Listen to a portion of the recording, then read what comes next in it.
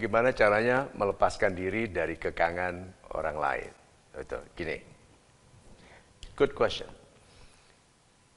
Itu menjadi pertanyaan banyak anak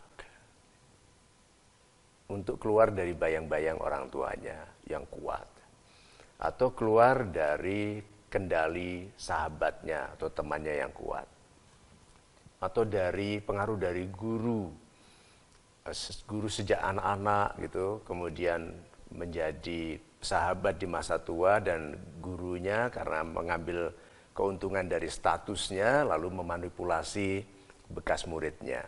Nah gini, orang tidak bisa dikekang kalau tidak ada kebaikan atau kelemahan dalam pribadinya yang mengizinkan orang lain lebih berkuasa. Pertama kali itu karena kita orang baik. Contohnya saja, kalau ada orang bilang, ini bajunya bagus, bisa untuk aku ya, gitu. Untuk bilang tidak itu kan tidak enak. Jadi, itu orang baik.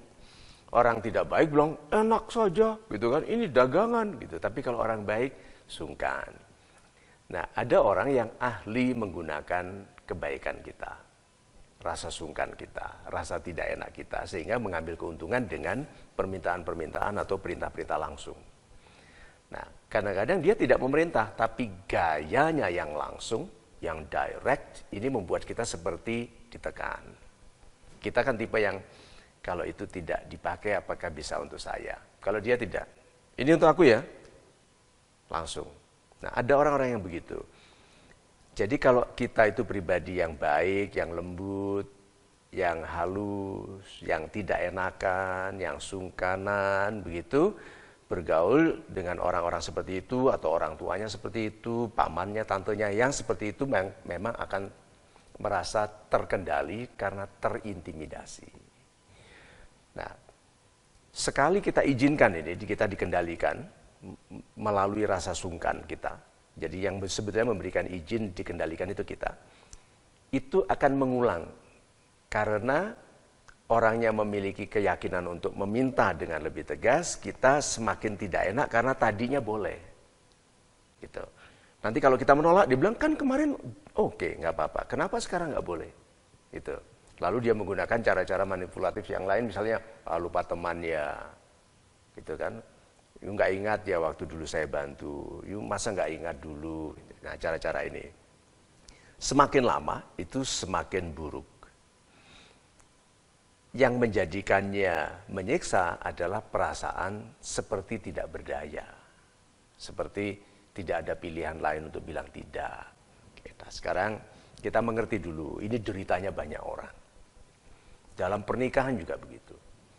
Istri yang tersiksa oleh suami yang dominan, atau suami yang tersiksa oleh istri yang nitty-gritty, yang detail sekali, rinci sekali kalau ngomel, kalau mengkritisi, mencari kesalahan, detail sekali. Oke, kita taruh dulu kenyataan ini sebagai fakta. Sekarang kita lihat dulu di balik kehidupan itu. Jadi ini ada kehidupan yang stres sekali karena merasa dikekang. Di balik kehidupan ini apa? Hak untuk menjadi pribadi yang cantik. Hak untuk menjadi pribadi yang bebas. Hak untuk bebas bergembira dengan siapapun. Hak untuk menggunakan uang bagi kepentingan kita sendiri. Hak untuk menggunakan waktu bagi kebaikan hidup kita sendiri. Ini hak-hak ini.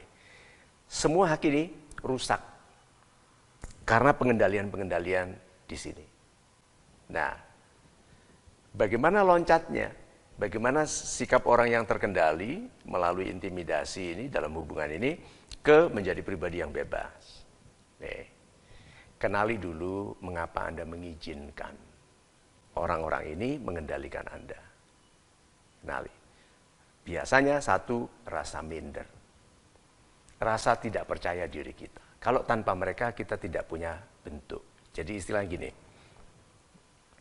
Setiap orang itu memerlukan asosiasi. Makanya ada orang yang ikut partai, ikut mazhab tertentu, membela tim sepak bola tertentu. Itu keinginan untuk menjadi anggota, to belong, untuk terikat dalam satu identitas.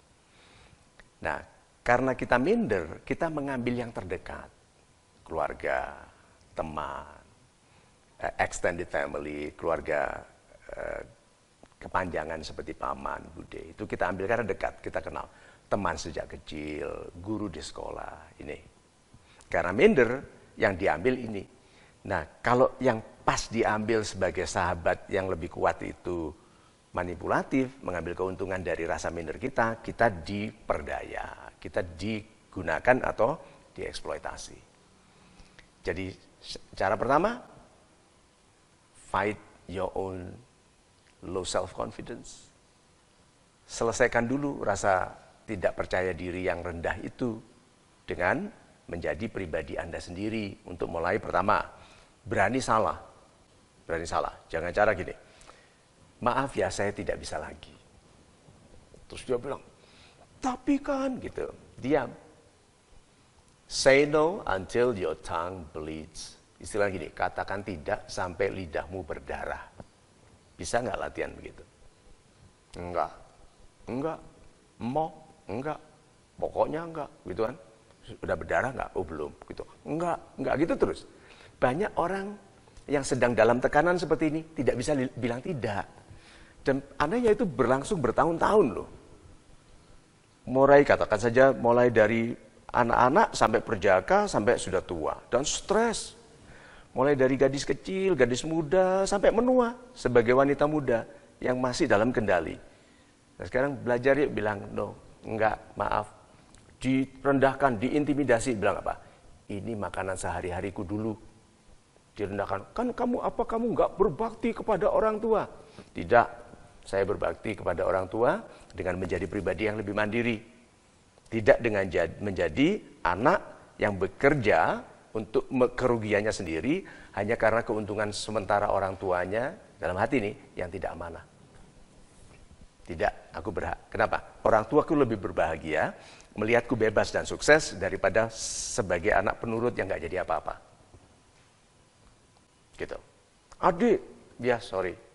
Aku dilahirkan lebih muda tapi aku mau lebih sukses. Teman, lupa. Ya.